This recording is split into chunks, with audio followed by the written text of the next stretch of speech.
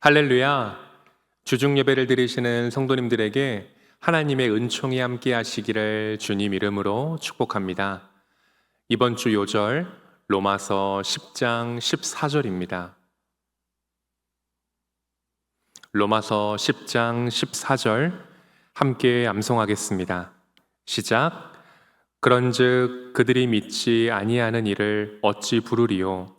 듣지도 못한 이를 어찌 믿으리요?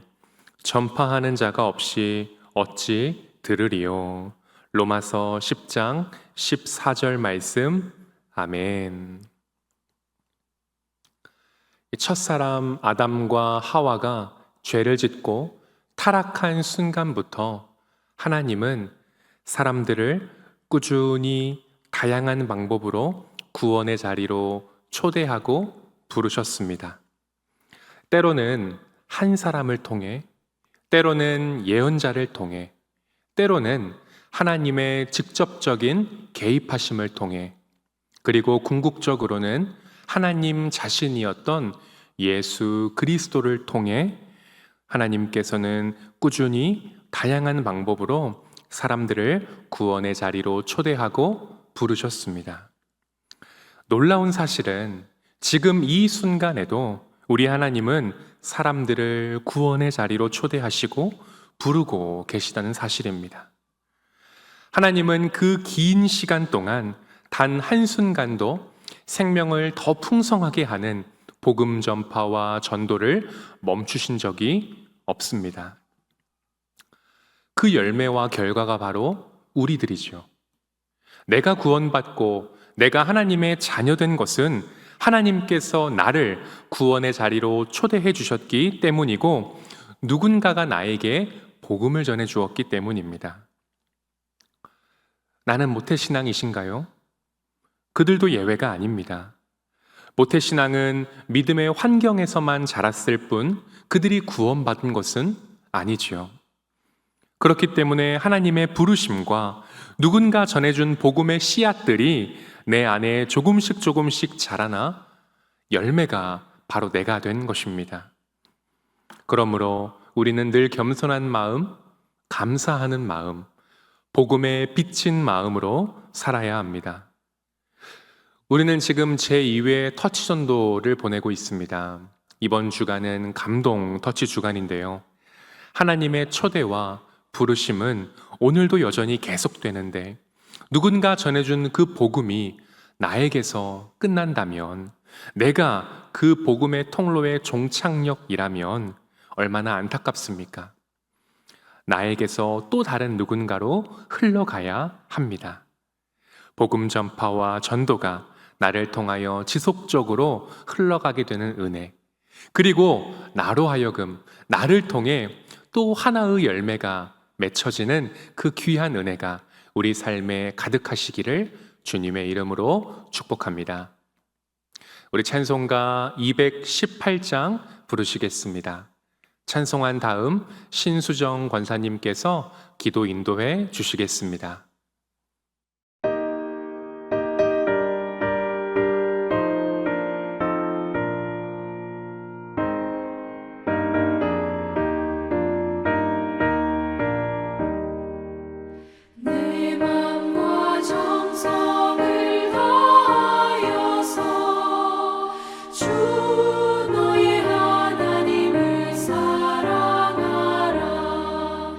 내 몸을 아끼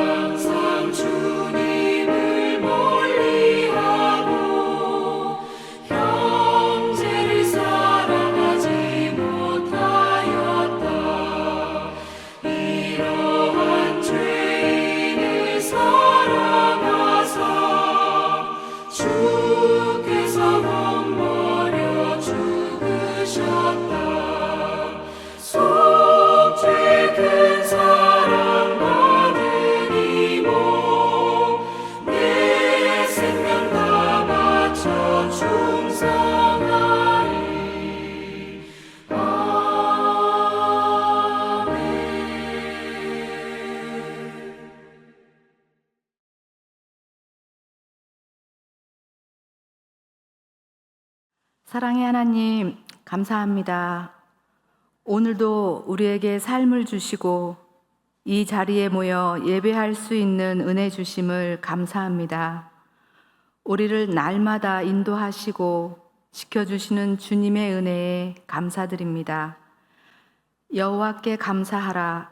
그는 선하시며 그 인자하심이 영원함이로다라고 이 시간 고백합니다.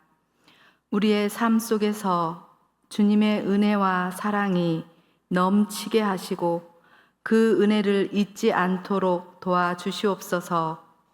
하나님, 우리 교회의 각 기관을 위해 기도합니다.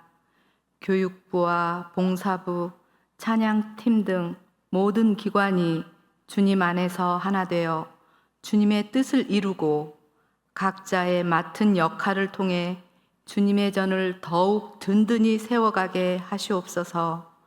또한 교회를 섬기는 모든 직분자들을 위해 기도합니다. 목사님과 장로님들, 권사님들과 집사님들, 그리고 모든 교사와 봉사자들에게 주님의 은혜와 능력을 더하여 주시옵소서.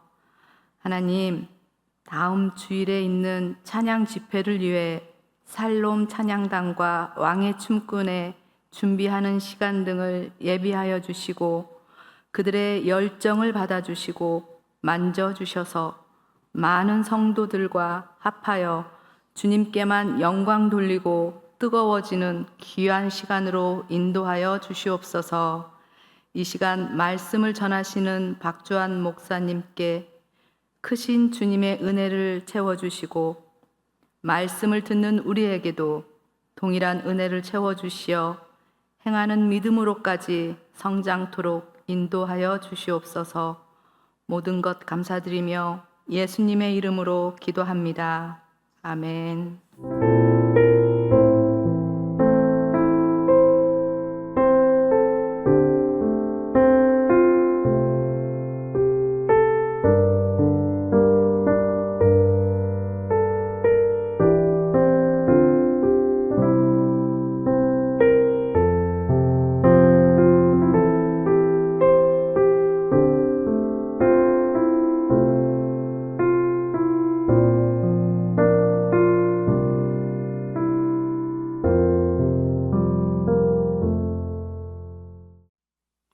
하나님 말씀 시편 15편입니다. 구약 811쪽에 있는 시편 15편 함께 봉독하겠습니다. 여호와여, 주의 장막에 머무를 자 누구오며 주의 성산에 사는 자 누구오니이까? 정직하게 행하며 공의를 실천하며 그의 마음에 진실을 말하며 그의 혀로 남을 허물하지 아니하고 그의 이웃에게 악을 행하지 아니하며 그의 이웃을 비방하지 아니하며 그의 눈은 망령된 자를 멸시하며 여호와를 두려워하는 자들을 존대하며 그의 마음에 서원한 것은 해로울지라도 변하지 아니하며 이자를 받으려고 돈을 꾸어주지 아니하며 뇌물을 받고 무죄한 자를 해하지 아니하는 자이니 이런 일을 행하는 자는 영원히 흔들리지 아니하리이다. 아멘. 이 시간 2024년 2월 4일 호산나 찬양대가 올려드린 찬양으로 이 시간 다시 하나님께 영광 올려드리겠습니다.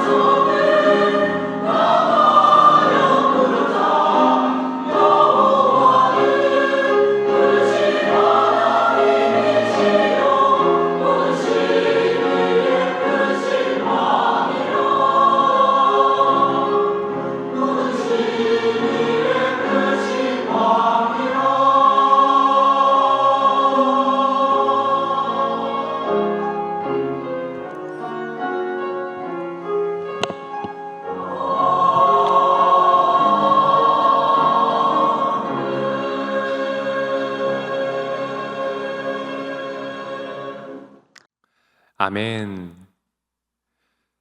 지난 시간에는 시편 14편을 통해 다윗이 생각하는 어리석은 사람과 그들의 삶을 살펴보았습니다. 다윗이 말하는 어리석은 사람, 나발이란 하나님을 부정하는 사람이었고, 그들의 삶은 형통하기 그지없었습니다. 모든 것을 가졌고 남부러울 게 없는 삶이었죠. 하지만 하나님 눈에 그들의 삶은 죄악으로 썩은 삶이었습니다. 그래서 다윗은 마지막에 하나님께 이렇게 기도하죠. 하나님, 우리 백성 이스라엘이 제사장 나라에 걸맞은 영적인 자리에 서게 하여 주옵소서. 이렇게 기도하면서 말씀을 맺었습니다. 그리고 이어지는 본문이 바로 시편 15편입니다. 시편 15편은 어리석은 사람이 아닌 이제 가난한 사람, 영적인 자리에 서 있는 사람들과 그들의 삶이 어떠해야 하는지를 이야기해 줍니다. 그래서 오늘 본문은 크게 세 부분으로 나눌 수 있는데, 질문, 대답, 약속입니다. 우리 오늘 본문 속으로 한번 들어가 보겠습니다. 1절 보시면 여호와여, 주의 장막에 머무를 자 누구 오며 주의 성산에 사는 자 누구 오니이까? 누군가 질문하는데 누가 질문하고 있는 걸까요? 주의 장막, 주의 성산, 이러한 하나님의 임재를 사모하는 예배자가 건네는 질문입니다. 그 예배자는 당시 이스라엘 백성의 어느 한 회중이 될 수도 있고, 오늘날 하나님의 임재를 사모하는 내가 될 수도 있죠. 그런데 여기에서의 이 주안점은 어떤 사람이 주의 장막에, 어떤 사람이 주의 성산에, 어떤 사람이 하나님의 임재에 머무르고 살 수 있습니까? 라고 하는 자격을 묻는 것이 아니라 지향점을 묻고 있다는 것입니다. 이게 아주 중요한 키입니다. 어리석은 사람, 하나님을 부정하는 사람은 자격을 중요하게 여기죠. 출신이 어딘지, 학벌은 어떤지, 재산은 어느 정도인지, 가족력은 어떤지, 자격을 중요하게 여깁니다. 하지만 하나님을 인정하는 사람, 이 가난한 사람은 자격이 아니라 지향점, 삶의 방향을 중요하게 여겨야 합니다. 그래서 이런 찬양이 있죠. 주의 보좌로 나아갈 때에 어떻게 나가야 할까? 나를 구원한 주의 십자가, 그것을 믿으며 가네. 자격 없는 내 힘이 아닌 오직 예수님의 보혈로, 자격 없는 내 힘이 아닌 오직 예수님의 보혈로. 우리가 매일 매주 예배 자리에 나갈 수 있고 하나님의 임재 안에 머물 수 있는 까닭은 하나님이 우리에게 야, 너 말씀대로 살았어? 안 살았어? 너 오늘 죄 지었어? 안 지었어? 이렇게 자격을 묻지 않고 예수 그리스도라고 하는 우리가 도달해야 할 지향점, 우리가 걸어가야 할 삶의 방향을 선물로 주셨기 때문입니다. 이게 우리가 믿는 하나님이고 한없는 은혜이고 다함없는 사랑입니다. 아멘. 2절부터 5절 상반절은 예배자가 건네는 질문에 대한 제사장의 대답입니다. 2절 보시면 정직하게 행하며 공의를 실천하며 그의 마음에 진실을 말하며, 이 말은 흠없는 삶을 살라는 것입니다. 예배자의 첫 번째 지향점으로 흠없는 삶을 말하는 이유가 무엇일까요? 말뿐인 그리스도인은 빈 껍데기에 지나지 않기 때문입니다. 그래서 예배자의 삶은 정직, 공의, 진실이 수반된 삶이어야 합니다. 다른 사람에게 비난거리가 되어선 안 됩니다. 물론 우리 속담에 털어서 먼지 안 나는 사람 없다라는 말도 있지만, 그러나 우리가 지향해야 할 삶의 방향은 털어서 먼지가 아니라 털어서 향기가 나야 하는 사람입니다. 그래서 예배자란 흠없는 삶을 지향하는 사람들입니다. 2절은 예배자가 지향해야 할 이러한 긍정적인 내용들을 살펴보았다면, 3절은 예배자가 버려야 할 부정적인 행동을 얘기합니다. 3절 보시면 그의 혀로 남을 허물하지 아니하고 그의 이웃에게 악을 행하지 아니하며 그의 이웃을 비방하지 아니하며. 가만히 보면 모두 무엇과 관련된 행동들이죠? 말과 관련된 행동들입니다. 그만큼 말이 중요하다는 것이죠. 입술을 다스리지 못해 실수하고 상처 주고 결국 관계가 깨지고 더러는 하나님으로부터 멀어지는 그러한 일들이 우리 주변에 많이 있습니다.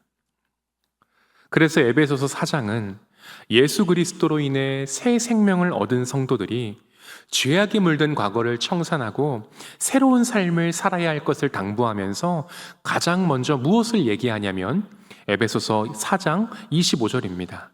함께 읽겠습니다. 시작. 그런즉 거짓을 버리고 각각 그 이웃과 더불어 참된 것을 말하라. 이는 우리가 서로 지체가 됨이라. 아멘. 예수님이 기뻐하시는 새로운 삶이란 거짓을 버리고 참된 것을 말하는 삶입니다. 이렇게 말이 중요합니다. 앞에서 하지 못할 말은 뒤에서도 하지 말아야 하고, 옮기지 말아야 할 말은 내가 그 말을 들은 종착역, 마지막 사람이 되어야 합니다. 그래서 예배자란 거짓을 버리고 참된 말을 지향해야 합니다. 4절 보시면 그의 눈은 망령된 자를 멸시하며 여호와를 두려워하는 자들을 존대하며. 이 말은 사람과 바른 관계, 건강한 관계를 맺으며 살라는 것입니다. 여기에서 망령된 사람이란 하나님을 업신여기는 사람, 그래서 하나님 눈 밖에 난 사람을 말합니다. 우리 주변에 하나님을 믿지 않고 또는 하나님을 떠난 사람들을 얘기하는 것이 아닙니다. 여기에서 말하는 망령된 사람이란 하나님을 부정하는 사람, 하나님을 조롱하고 업신여기는 사람입니다. 이러한 사람을 가까이 하면 내 영혼이 말라가고 딱딱하게 굳어지는 것을 느낄 수 있습니다. 그래서 망령된 사람을 가까이 하면 좋을 게 없습니다. 이런 사람은 멀리하고 누구를 가까이 하라고 말하죠? 여호와를 두려워하는 사람을 가까이 하라고, 존대하라고 말합니다.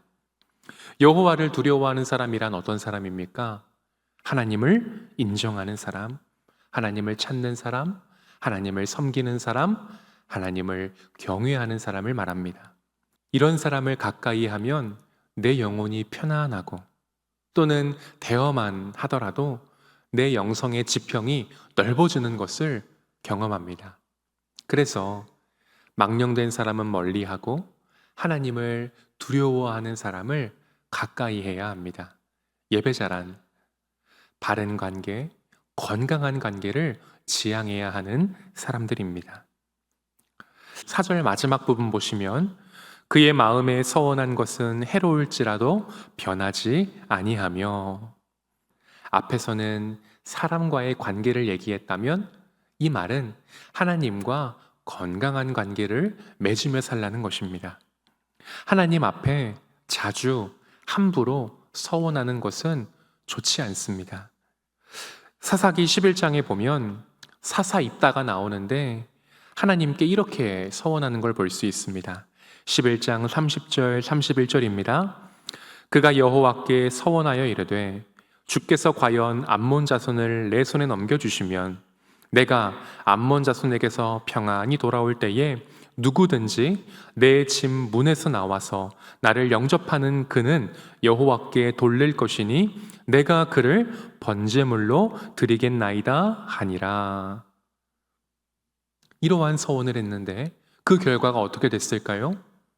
전쟁을 마치고 평안히 돌아왔을 때 사사 입다를 제일 처음 맞이한 건 바로 그의 딸이었습니다. 문자 그대로 딸을 번제로 바쳤는지 아니면 다른 의미에서 번제로 바쳤다고 한 건지는 모르겠습니다. 그러나 이 얼마나 하나님 앞에 어리석은 서원입니까? 오늘 4절에서 마음에 서원한 것은 해로울지라도 변경하지 않겠다는 것은 문자 그대로 하나님 앞에 서원을 함부로 하지 않겠습니다 라고 하는 뜻도 있지만 하나님과의 관계를 경솔히 하지 않겠다는, 하나님과 바르고 건강한 관계를 맺기 위해 순간순간 노력하며 살겠다는 뜻도 있습니다. 그래서 예배자란 하나님과 바른 관계, 건강한 관계를 지향해야 하는 사람들입니다. 5절 보시면 이자를 받으려고 돈을 꾸어주지 아니하며 뇌물을 받고 무죄한 자를 해하지 아니하는 자이니, 이것은 지금 무엇과 모두 관련된 일이죠? 돈과 관련된 일입니다. 하나님보다 돈을, 사람보다 돈을 중요하게 여기지 말라는 것이고, 돈 때문에 이웃을 자기 이익의 수단으로 삼지 말라는 것입니다. 그래서 성경에 보면 고리대금이나 뇌물에 관한 내용들이 얼마나 많은지 모릅니다. 출애굽기를 비롯해서 시편, 느헤미야에 이르기까지 계속 나옵니다. 이게 무엇을 의미할까요? 이스라엘이 오랜 시간 하나님이 금하신 고리대금과 뇌물, 이러한 돈과 관련된 악행들을 끊어내지 못했다는 것입니다. 하나님은 인간을 잘 아시고 이를 예방하기 위해 레위기에서 이미 법으로 제정해 놓으셨습니다. 레위기 25장 36절, 37절입니다. 너는 그에게 이자를 받지 말고 내 하나님을 경외하여 내 형제로 너와 함께 생활하게 할 것인즉 너는 그에게 이자를 위하여 돈을 꾸어주지 말고 이익을 위하여 내 양식을 꾸어주지 말라. 그런데 앞서 얘기했듯이 이스라엘 백성들은 돈과 관련된 이러한 악행들을 끊어내지 못했습니다. 그래서 고리대금에 관한 내용이 느헤미야 때도 나오는 것입니다. 느헤미야 5장 7절 중간 부분만 읽어드리면 너희가 각기 형제에게 높은 이자를 취하는도다. 여기에서 이 이자라는 말은 물어뜯다라고 하는 동사에서 나온 단어입니다. 이 얼마나 하나님 얼굴에 먹칠하고 은혜를 원수로 갚는 일입니까? 우리는 하나님보다 돈을, 사람보다 돈을 중요하게 여겨서는 안 됩니다. 돈 때문에 이웃을 내 이익을 위한 수단으로 삼아서도 안 됩니다. 돈의 노예가 되어선 안 되는 것이죠. 베드로전서 2장 9절은 우리 가슴에 새기며 살아야 하는 말씀입니다. 우리 함께 읽겠습니다. 시작.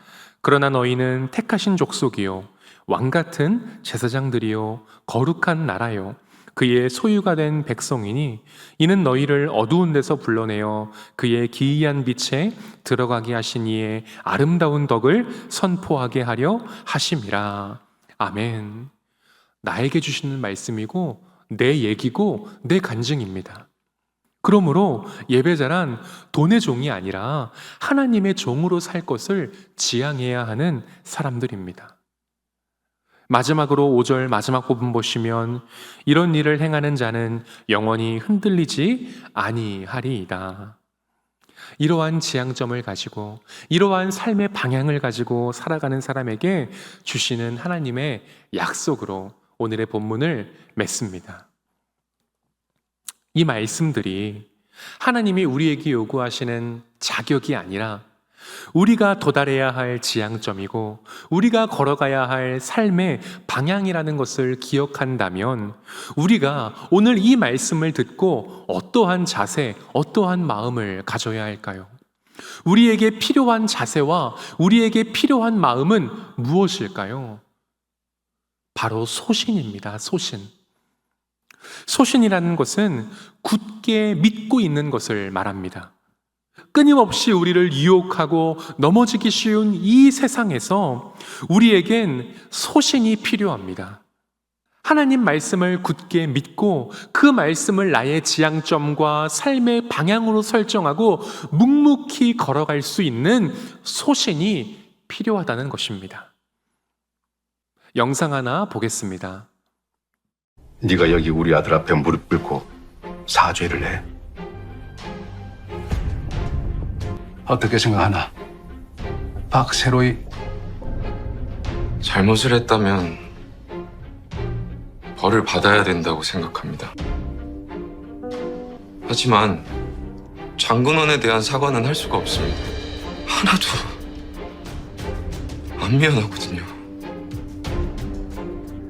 퇴학을 당하더라도 무릎은 못 꿇는다. 그게 제 소신이고 저희 아버지 가르침이고 앞으로도 그렇게 살고 싶기 때문입니다. 박 부장, 자네 생각은 어때?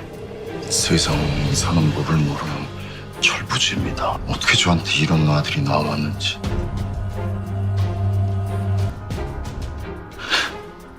멋지네. 우리가 굳게 믿는 하나님의 말씀을 따라 소신을 가지고 살다 보면 손해를 보기 쉽습니다. 하지만 다윗은 뭐라고 말하지요? 이러한 사람은 영원히 흔들리지 않을 것이라고 말합니다. 왜냐하면 그렇게 살아가는 사람들의 삶의 자리가 바로 주님의 장막이고 주님의 성산이고 하나님이 임재하시고 우리와 함께 하시는 곳이기 때문에 그렇습니다. 하나님 말씀이 우리가 도달해야 할 지향점이고 우리가 걸어가야 할 삶의 방향임을 굳게 믿고 하루하루 이 거친 세상 한복판에서 하나님의 말씀을 따라 소신 있게 살아가는 예배자 되시기를 주님의 이름으로 축복합니다. 함께 기도하겠습니다. 이 시간 기도할 때 하나님의 말씀을 굳게 믿고 그 말씀을 따라 소신 있게 살게 하여 주시옵소서. 함께 기도하시면 좋겠고요. 두 번째로 이번 주간은 감동 터치 주간입니다.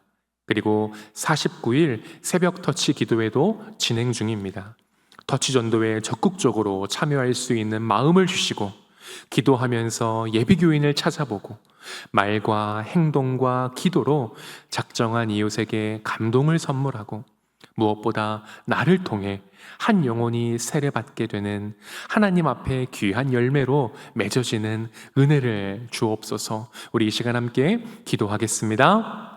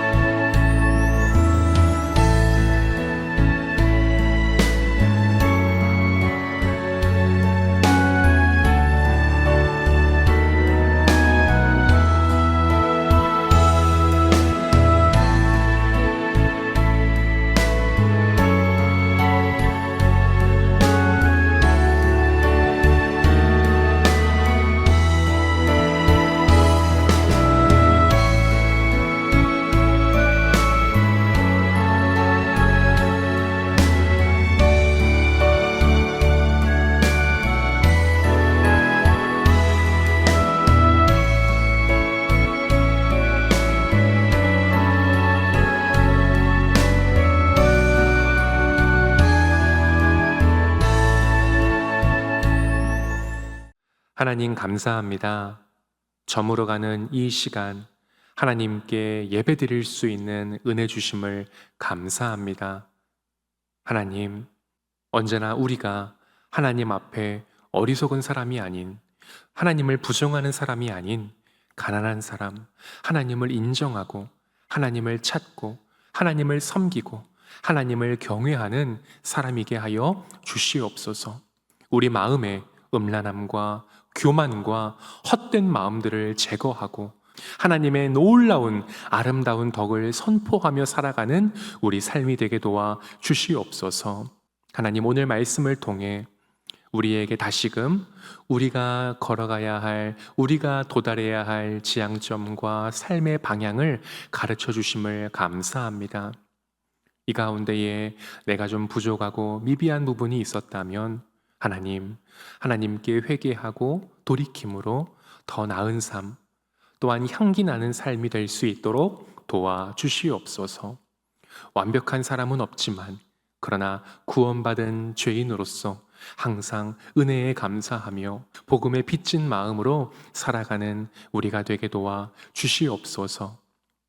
하나님 아버지, 감동 터치 주간을 보내고 있습니다. 하나님이 우리에게 감동 그 자체이듯이 우리도 누군가에게 감동을 주는 존재로 살 수 있도록 은혜 베풀어 주시옵소서. 하나님 아버지, 하루하루 하나님 아버지의 말씀을 따라 하나님 아버지의 말씀대로 소신 있게 살 수 있는 은혜를 주시옵소서.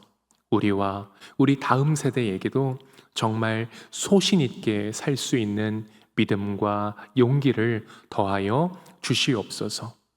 하나님과 함께하고 하나님을 예배하고 하나님과 사랑하는 삶이 얼마나 행복하고 얼마나 즐겁고 얼마나 유익한지를 늘 깨닫고 늘 느끼면서 하루하루 천천히 꾸준히 하나님의 말씀대로 소신 있게 살아가는 우리 모든 성도님들 될 수 있도록 은혜를 더하여 주시옵소서. 하나님 아버지, 저물어가는 이 시간 꿀맛 같은 단잠과 평안한 쉼을 주옵시고 하루하루 하나님 아버지의 영광을 위해서 살아가는 우리 모든 성도님들 될 수 있게 은혜를 더하여 주시옵소서. 하나님 감사드리며 예수님 이름으로 기도드립니다. 아멘. 하늘에 계신 우리 아버지, 아버지의 이름을 거룩하게 하시며 아버지의 나라가 오게 하시며 아버지의 뜻이 하늘에서와 같이 땅에서도 이루어지게 하소서. 오늘 우리에게 일용할 양식을 주시고 우리가 우리에게 잘못한 사람을 용서하여 준 것 같이 우리 죄를 용서하여 주시고 우리를 시험에 빠지지 않게 하시고 악에서 구하소서. 나라와 권능과 영광이 영원히 아버지의 것입니다. 아멘.